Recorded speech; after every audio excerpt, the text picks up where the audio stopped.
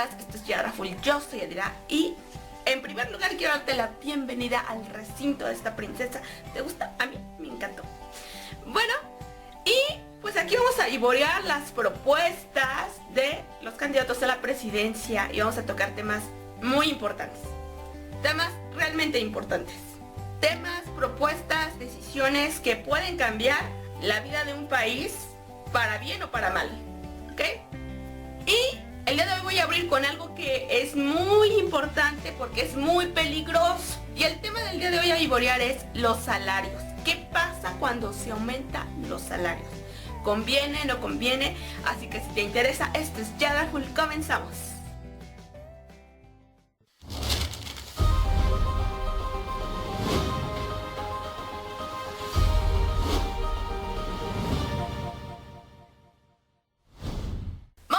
Salario en todos los puntos de vista, desde las grandes compañías que exportan un montón, las pequeñas y medianas empresas y también tú como desde el punto de vista del trabajador. Bueno, las grandes empresas generalmente son las que exportan un montón, ¿no? Uno de los factores para competir en el extranjero son los precios, y para calcular el precio hay que calcular el costo. Y para calcular el costo tenemos que tener en cuenta un factor bien importante, que es la mano de obra, directa o indirecta. Entonces, si la mano de obra sube, en consecuencia los costos suben. Y si los costos suben, en consecuencia los precios van a aumentar, porque el valor del bien, pues, creció. Ahora, para exportar a otro país, pues cuesta. Suponiendo que no hay aranceles en ese país, ¿no? Suponiendo que tenemos un tratado bien chingón donde no nos van a cobrar ni un solo peso de aranceles. Aún así, mandar mi producción a otro país tiene un precio. Y este se calcula por varios factores: el volumen, el peso y el valor del producto. No sé si tú alguna vez has mandado por correos algún regalo, una mercancía de alguien que está lejos y chalala, chalala. Tú pagas un ticket.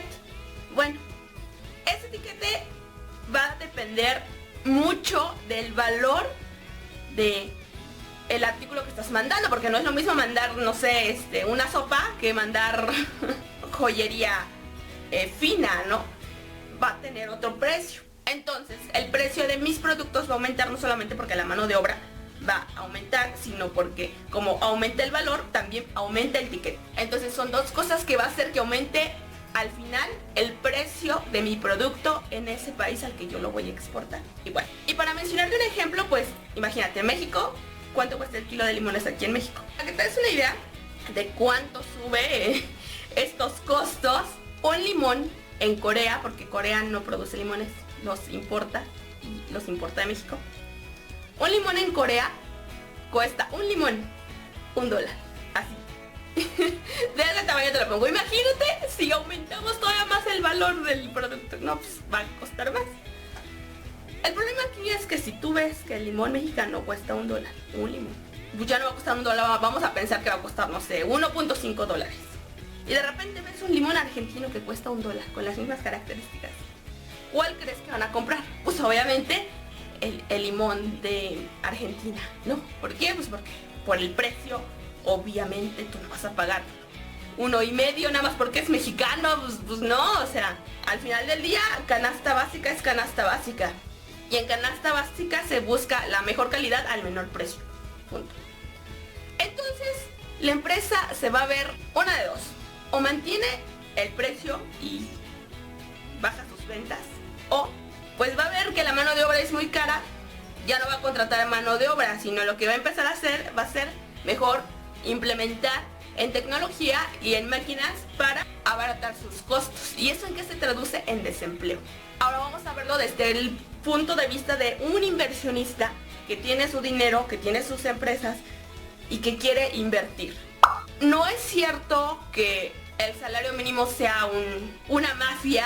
Realmente el salario mínimo es un indicador. ¿Por qué? Porque yo como empresario extranjero, vamos a pensar que yo quiero poner mi empresa en algún lugar. El salario mínimo en México es de 80 pesos y el salario mínimo de Estados Unidos es 7 pesos la hora.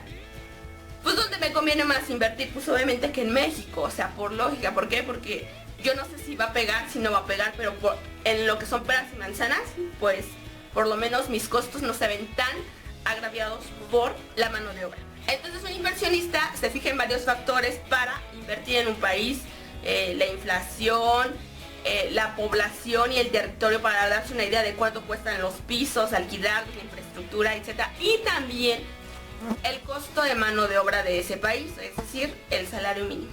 Realmente nadie vive con un salario mínimo. ¿Qué es lo que pasa en México? Por ejemplo, las personas que ganan un salario mínimo, hay un esquema de comisiones, ¿no? Por ejemplo, yo cuando era mesera, un tiempo estuve de mesera en el Rodeo Santa Fe, yo ganaba el salario mínimo, pero en propinas te iba súper bien, te iba, en ese tiempo, estoy hablando de hace, un montón, de 500 plus a 1000 pesos en una noche, ¿no?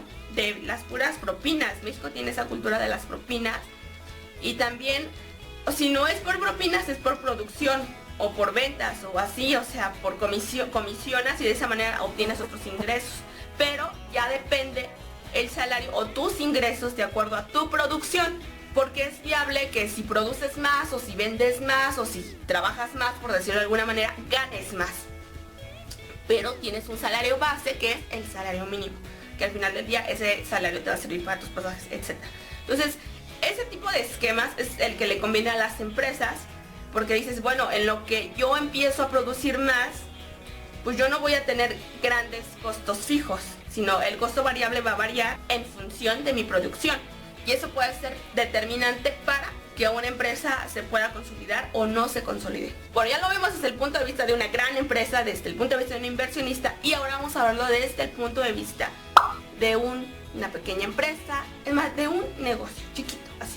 Vamos a pensar que tú tienes tu puesto de tamales o tu puesto de papas a la francesa, no sé, algo así. Que dices, yo voy a emprender, no voy a vender elotes, voy a vender tamales o no sé, ¿no? Realmente todas las empresas, grandes empresas, empiezan muy chiquitas. Pero vamos a pensar que tú decides emprender un negocio con lo que sea, ¿no? O combinarlo con tu trabajo. Y resulta que a la persona que vas a contratar le tienes que pagar 300 pesos al día. Te estoy diciendo 300 pesos porque fueron cifras que se vieron en el debate. De hasta más de 300 pesos por ayudar. O que tienes tu tienda y tú le tienes que pagar a esa persona por venir mediodía porque es el salario mínimo, 300 pesos, o porque va a ser el salario mínimo, más 300 o más pesos. ¿Qué va a pasar? Pues que no te va a convenir contratar a alguien. Es más, vas a empezar a pensar que te va a convenir más, mejor ser empleado que ser emprendedor. Sobre todo cuando una persona apenas empieza y va a invertir poco y así, pues ese tipo de política no le va a convenir. Y todo el mundo va a empezar a pensar en mejor yo me consigo un trabajo y no voy a poner un negocio, obviamente. Ahora vamos a verlo desde el punto de vista de un trabajador. Bueno, pues vamos a pensar que el día de hoy yo me despierto y tengo mi trabajo y de repente, ¡pum!, ya gano más, gano el doble, ¿no? Y uno piensa, ¡ay, qué buena onda! Ahora sí me va a alcanzar, pero realmente no me va a alcanzar, porque como se incrementó una variable, obviamente que el precio de todo se va a incrementar y va a ser lo mismo. Exactamente lo mismo o peor. ¿Por qué?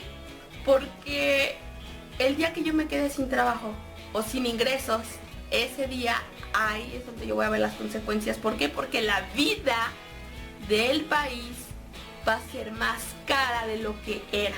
Ahorita hay muchos ninis, hay mucha gente que no está trabajando, pero que puede vivir. ¿Por qué? Porque la vida, la económica o el coste de vida del país da para eso. Pero si se sube el salario, eso va a cambiar porque todo va a subir y entonces toda la vida va a ser más cara en ese país. Y ya no me puedo dar el lujo de estar desempleada. Tengo que buscar desesperadamente a ver qué tengo que hacer para obtener un ingreso, porque ya entonces ya no, o sea, es como en Londres la vida es muy cara, o sea, ahí la gente no puede darse el lujo de no tener trabajo por determinado tiempo, o sea, no, porque el coste de vida es muy alto. Entonces, ahora vamos a verlo desde el punto de vista macroeconómico. Cuando yo digo la palabra macro, me refiero a macroeconómico o macroeconomía, ¿ok? Vamos a pensar que Estados Unidos, que Canadá y que México van a hacer un tratado de libre comercio, ¿no? Pero que la mano de obra de Estados Unidos y la mano de obra de Canadá es muy cara y la mano de obra del mexicano pues es muy barata. Okay. ¿Por qué? Porque los salarios son bajos. Aquí en América Latina sería algo así como que México sería como China, pero ahorita te voy a decir por qué. Entonces vamos a pensar que los tres producen maíz, ¿no? ¿Cuál de los tres tú crees que va a producir, por ende, el maíz más barato? Pues obviamente que México. ¿Por qué? Porque tiene mano de obra barata. Y si quiere competir en sus costos, va a tener que contratar mucha tecnología, que eso le va a representar un costo de inversión altísimo. Y como vais a un tratado de libre comercio, pues de lo que se trata es de quitar aranceles, ¿no? Entonces, ¿tú quién crees que esté interesado en subir los salarios en México para que pueda competir en precios? Pues obviamente que Canadá y Estados Unidos. O sea, Canadá y Estados Unidos van a decir, a ver, güey, no te pongo aranceles y encima tienes productos más baratos que los míos. Pues no, ahí como que no le conviene. Pero como es un tratado, entonces ¿qué va a hacer? Va a tratar de instigar para que el salario suba y en consecuencia los productos suban de precio y en consecuencia sus productos nacionales puedan competir con los de nosotros que son más baratos. Y es que ahorita actualmente la potencia económica es Brasil, no es México, pero México es el país en Latinoamérica que más está exportando, que más tratados comerciales tiene, que tiene más dinamismo a nivel macro, a nivel internacional, que de seguir así México se va a posicionar como líder en Latinoamérica, ¿no? No tomando la receta ni de Estados Unidos ni la receta de Canadá, sino tomando la receta de China. Aquí es que México tiene una gran ventaja.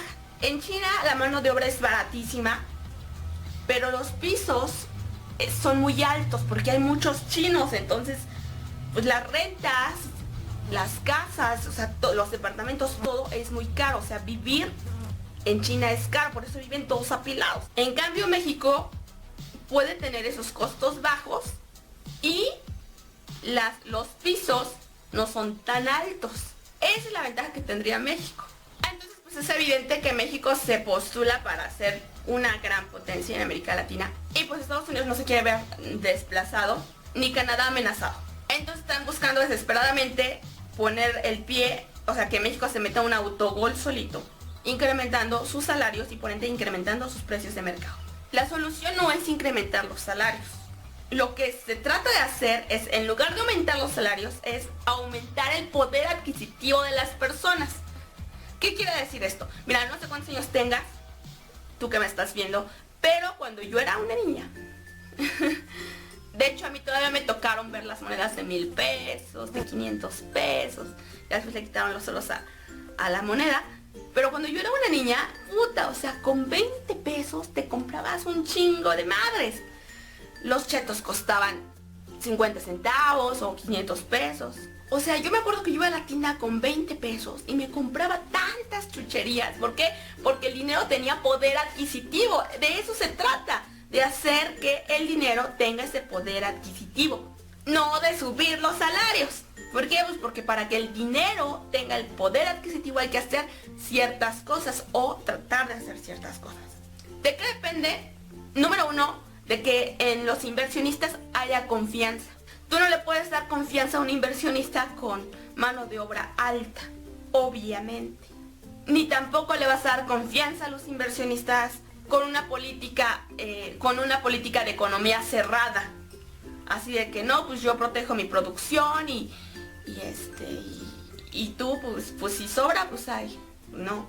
Está determinada también por la impresión de billetes y monedas, o sea, la circulación de billetes y monedas en el mercado, pero que no sean porque los estás imprime e imprime, porque entre más billetes, yo cuando era niña yo pensaba, bueno, si hay problemas de dinero, pues que hagan más billetes y monedas, ¿no? Que hagan una maquinita de dinero, pero no, así no es, porque entre más imprimes, entre más haces, menos vale la moneda. Entonces, ¿qué hay que hacer? Que sí, que haya más dinero, pero no porque se impriman, sino porque se traiga a través de las divisas, a través de las remesas, a través del turismo. Y ese es otro punto que sigue, que es interés por la moneda local. Entre más gente quiera o esté interesado en invertir en el peso, más va a valer esa moneda. ¿Y cómo? Pues a través, como te decía, del turismo, a través de la inversión, a través de ese tipo de instrumentos. Otro indicador serían las tasas de interés. Mira, esto lo vamos a ir viendo poco a poquito y más adelante, pero debe de haber un balance, o hay dos cosas bien importantes en tomar en cuenta, que son impuestos y tasas de interés. Si tú bajas impuestos, a fuerzas tienes que subir tasas de interés. Y si subes tasas de interés, eso va a ser determinante para que tu dinero se le vaya el valor. Lo que pasa es que los políticos nada más te dicen lo que tú quieres escuchar. Que, ay, ya no voy a pagar impuestos. Pues sí, pero la tasa de interés quiere decir, por ende, que se va a tener que disparar. No va a haber de otra. Y si subir los impuestos no te conviene, pues que suban las tasas de interés menos te conviene. Tal vez no lo sabes, pero así es. Y el último punto sería generar exportaciones. Pero, ¿cómo se van a generar exportaciones si tú subes tus precios? Pues a lo mejor las generas, ¿no? A lo mejor hay tratados, a lo mejor lo que sea, pero al momento de que llegas al supermercado y ves que los productos mexicanos son carísimos y que a ti no te alcanza para comprar eso, pues hasta ahí llegó tu exportación. Pues bien, ahora es que ya sabemos esto, ahora sí vamos a vivorear las respuestas de nuestros candidatos a la presidencia de la República. Vamos a ello. Se ha hablado en las negociaciones del Tratado de Libre Comercio que Estados Unidos y Canadá están impulsando que el salario mexicano aumente. En concreto, me gustaría saber su postura de sí o no a aumentar el salario mínimo y cómo lo van a lograr. Yo estoy de acuerdo, fíjense lo que son las cosas, en esta postura que es la que ha manifestado en algunas ocasiones el presidente Donald Trump. En esto coincido, que hay que aumentar los salarios en México. Ellos están planteando que se incluya en la renegociación del tratado el aumento a los salarios. Yo estoy de acuerdo.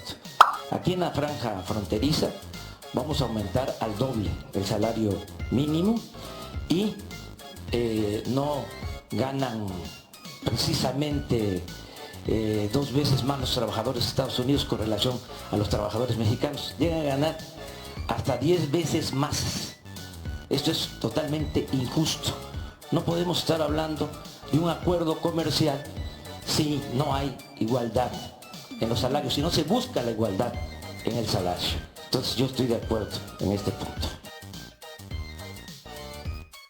Aquí en Baja California, un jornalero en San Quintín puede llegar a ganar 200 pesos. Del otro lado, en California, ese mismo jornalero gana 2,400 pesos. ¿Por qué será? Es decir, 10, 12 veces más. 2 propuestas concretas. Primera, aumentar de inmediato el salario mínimo a 100 pesos y en los primeros 4 años del gobierno duplicar. Segunda, que toda la gente en México que gana menos de 10,000 pesos, estamos hablando de 15 millones de personas, no paguen impuestos sobre la renta, como pasa por ejemplo en Colombia, y esto para efectos prácticos implica, Diego, que tú en lugar de cobrar 12 meses al año, estarías cobrando el equivalente a un 13º mes, un ingreso adicional. Tienes toda la razón, el salario es la clave. No, bueno, ahora vamos a ver qué dice el ingeniero agrónomo. Nadie en este país con 100 pesos la libra. Se necesitan 335 pesos más o menos para que la gente pueda tener una posibilidad. No debe existir el salario mínimo. Eso es una mafia en el tema de la condición económica de México. ¿Qué te digo? ¿Qué te digo?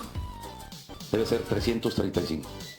Luego hicieron la pregunta estrella. Las economías abiertas o las economías que protegen su producción. Todavía tienen prácticamente 1 minuto y medio todos ustedes. Adelante, candidato Mil. Déjenme platicarles una historia. Hace 30 años, 1988, México vivía grandes periodos de escasez. De repente nos quedamos sin azúcar, nos quedamos sin leche en polvo, nos quedamos sin pasta de dientes. Mi papá en esa época trabajaba en industria y comercio y se juntaban para ver si una franquicia podía abrir 2 restaurantes en vez de 1. Era una época en donde esa escasez nos afectaba a todos.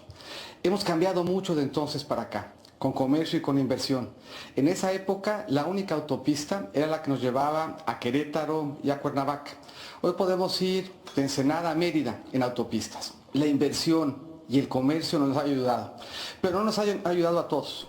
Y eso tiene que ver con tu pregunta. Aquí están compitiendo, como en la época de López Portillo, a ver quién por decreto fija los salarios más altos. lo que hay que hacer es llevar más inversión al sur-sureste para que sean más productivos, para que les vaya mejor y para que cerremos esa brecha. Y cuando yo pensé que Andrés Manuel no la podía cagar más, fíjense lo que se le ocurre decir. Y aprovecho también para decir acerca del salario, de que es mucho el deterioro. Para tener una idea clara, en 88, con un salario mínimo, alcanzaba para comprar 50 kilos de tortilla. Ahora, con el salario mínimo, alcanza para comprar 6 kilos de tortilla. Así ha sido el deterioro. Deteriorada, pero deteriorada que tiene la mente, porque ese cabrón... Ok, el kilo de tortillas en ese entonces costaba alrededor de 3 pesos. Pero resulta que el salario mínimo en ese entonces no estaba en 80 pesos, no, estaba en 7 pesos. 2 kilos con 7 pesos en ese entonces comprabas. Es que en ese tiempo se vivía algo muy parecido a lo que está ahorita en Venezuela. Potenciar la economía nacional bajando impuestos. Impuestos sobre la renta del 35 al 30, el IVA del 16 al 10 y evidentemente quitar el impuesto a la gasolina. Eso va a ayudar a que liberemos la inversión, protegiendo evidentemente las inversiones en el campo. A ver, si quitas impuestos, quitas gasto público, y si quitas gasto público, entonces quitas infraestructura, que es importantísimo para que haya inversión. Aparte de que quitas la infraestructura, pretendes subir el salario a más de 300 pesos. Y eso es lo que pasa cuando un ingeniero agrónomo se quiere meter en temas de macro. Hay que liberar la libertad. Como mojar al agua o soplar al viento. No saben trabajar. Ni tú de economía, y de macro menos. Los políticos han echado a perder la economía de México. La ignorancia es lo que ha echado a perder la economía del país. Pero bueno, a ver a la Naya. Bajar el IVA a la mitad, como estaba antes de que el PRI lo aumentara, y un plan nacional de infraestructura justamente para hacer más competitivo a todo el país. Bajar el IVA a la mitad y aumentar la infraestructura. Ay, no, bueno. Bueno, lo que necesitan estos cabrones son unos cursos en macro. Porque de veras que cuando dicen una pendejada, ahí se van y se atoran solitos. Realmente el único que contestó bien fue el MIT. ¿Por qué? Pues ahora sí que él es el experto en macro ahí, de ahí en fuera nadie más. No dijo ni nada que no pudiera cumplir y todo sustentado en teoría macroeconómica, así bien, no pendejadas. El comercio y la inversión tienen que servir para cerrar brechas. Y hoy en México tenemos brechas muy importantes. Tenemos una gran distancia entre el norte y el sur. Tenemos una gran distancia entre el hombre y la mujer. Y tenemos una gran distancia entre los mexicanos que tienen mucho y los mexicanos que no tienen nada. Y tenemos que lograr que el comercio y la inversión nos ayuden a cerrar esas brechas. Para eso sirve el comercio y la inversión. Yo fui secretario de Hacienda efectivamente 2 veces. Y pude bastante bien. Me encargaron un cierre y me encargaron el año más difícil de la economía mexicana en mucho tiempo. Me tocó desaparecer la primera zona para hacer solamente una, la del salario mínimo. Y me tocó ser el secretario de Hacienda en 2 ocasiones que más lo incrementó. Hay que mejorar y trabajar para que esa distancia entre norte y sur se haga más breve, con inversión, con comercio, pero trabajando directamente con las familias y viendo cómo les podemos ayudar. No hay atajos. Si queremos cerrar la distancia entre el norte y el sur, tenemos que invertir más en el sur. Tenemos que llevar gas de Coatzacoalcos a Salina Cruz y de Salina Cruz hasta Tapachula. Tenemos que tener mejores carreteras, tenemos que tener mejores puertos. Tenemos que hacer nuestra tarea para que ese comercio y esa inversión ayuden. Pero no se hagan muchas bolas. Comprar barato para traer a México y vender en Estados Unidos y en otras geografías nos ayuda. Cerrarnos implica perder empleos, implica regresar a 88. No era un buen momento 88 para regresar. Muchas gracias, candidato. Pero como dije, pues es fuerte, ¿no? O sea, se entiende que un ingeniero agrónomo no va a ser no va a ser su fuerte la macro, también de un licenciado en Derecho como es Anaya tampoco va a ser su fuerte macro, ni de política, ni tampoco un politólogo su fuerte va a ser la macro, ¿no? Mi tiene un doctorado en Economía, es evidente que lo conoce. Pero, pues aquí vamos a analizar no nada más eso, sino todos los temas importantes que refieren al país. El día de hoy, la palomita se la lleva a mí y no quiero que digas, ay, es que te pagaron o no, te estoy explicando por qué. Y si tú no lo entiendes, pues te sugiero que repitas el video. Y si repitiendo el video todavía no lo entiendes, pues vaya a donde la universidad, estudie la licenciatura en economía y vuelva a reproducir este video y entonces lo va a entender. Y si no lo entiende, no, pues ya ni qué hacer. Pues sin más, este fue el primer punto. Vamos a ir vivoreando punto tras punto, porque mira, no es que sean unos mentirosos y unos corruptos, no. Simplemente no saben y dicen lo primero que creen que va a pegar.